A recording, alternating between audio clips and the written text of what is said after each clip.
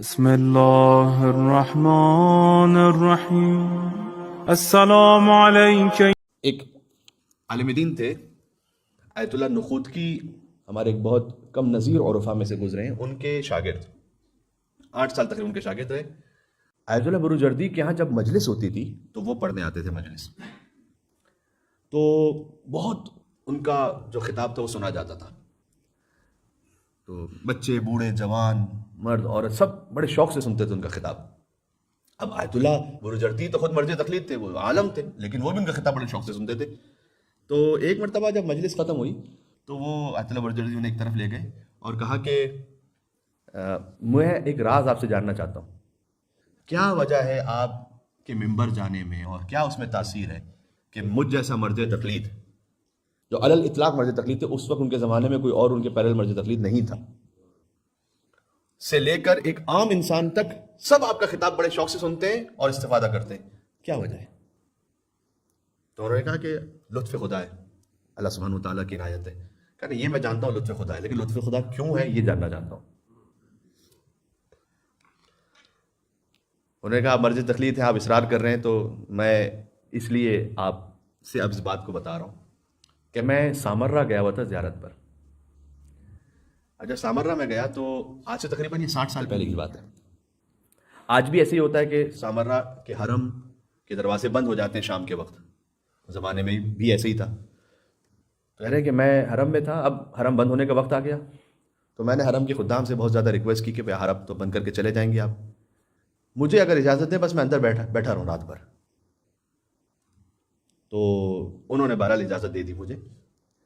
اب سب باہر جا چکے تھے، میں فقط حرم میں تنہا، اور میں مہمان امام علی نقی علیہ السلام اور امام حسن عسکری علیہ السلام، ان کی بالکل زری کے سامنے. اللہم صلی علی محمد وعلی محمد. آج امام علی نقی علیہ السلام کا دن بھی ہے، لہٰذا اس مناسبت سے میں نے مناسب سمجھا کہ اس بات کو پیش کر دیا جائے. جو اصل عرب ہوتے ہیں نا، اصلی عرب جو ہوتے ہیں، ان کی 2 خصلتیں ہوتی ہیں.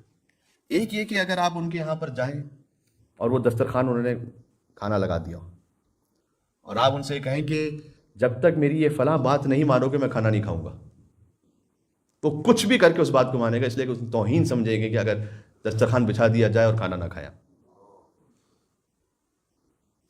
دوسرا یہ کہ اگر آپ کسی کے باپ کے ہاں چلے جائیں اور اس سے التماس کریں کہ آپ اپنے بیٹے سے کہیں کہ یہ میری بات پوری کر دے، تو جو اصلی عرب ہے وہ کبھی بھی اس بات کو رد نہیں کرے گا کہ یہ میرے باپ کے گھر چلا گیا. وہ کہتے ہیں کہ میں بیٹھا ہوا تھا سامرہ میں زری کے سامنے، میں نے کہا یا امام زمان، میں آپ کے بابا کے حرم میں آپ کے بابا کے دسترخوان پہ بیٹھا ہوں اور آپ کے دادا کے دسترخوان پہ بیٹھا ہوں، امام حسن عسکری علیہ السلام، امام علی نقی علیہ السلام. ایک اور مل کے صلوات بھی دے گا، اللہم صلی علی محمد وعلی محمد.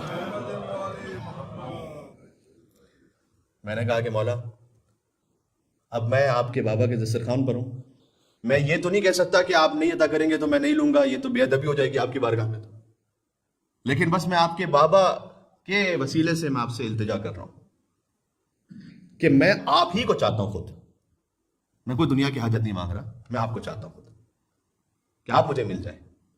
کہتے رات بھر میں نے اس سے گزاری، جب فجر کا وقت ہوا تو باب قبلہ سے ایک نور طلوع ہوا اور میں بہت زیادہ تھا اس نور کو دیکھ کر، اور مجھے یہ یقین ہو گیا گویا کہ یہ خود حضرت حجت ہے جو تشریف لائے، کیونکہ میں نے ان کے بابا کا وسیلہ انہی کے حرم میں انہی کے ذریعے کے سامنے بیٹھ کر رات بھر عبادت کے بعد دیا تھا.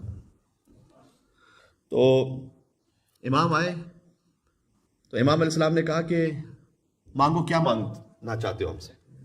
تو میں نے کہا مولا آپ کی سلامتی اور عافیت چاہتا ہوں. امام مسکرائے اور فرمایا کہ کچھ اور بھی مانگو. کہا آپ سے آپ کی سلامتی اور عافیت چاہتا ہوں. کہا اچھا کچھ اور بھی مانگو. کہا آپ سے آپ کی سلامتی اور عافیت چاہتا ہوں. 3 مرتبہ ایسا ہوا. امام مسکرائے، فرمایا کہ اچھی طرح گدائی کی ہے لیکن ابھی گدائی اور بھی باقی ہے. اور پھر فرمایا ہم تمہیں وہ علم اور تبلیغ کا ذریعہ عطا کریں گے کہ چاہے کوئی بڑے سے بڑا عالم ہو تمہارے سامنے یا کوئی چھوٹے چھوٹے سے عام انسان ہو، سب کے سب تمہارے علم سے اور تمہاری تبلیغ سے استفادہ کریں گے. جاؤ میں عطا کیا وہاں سے آتا ہوں.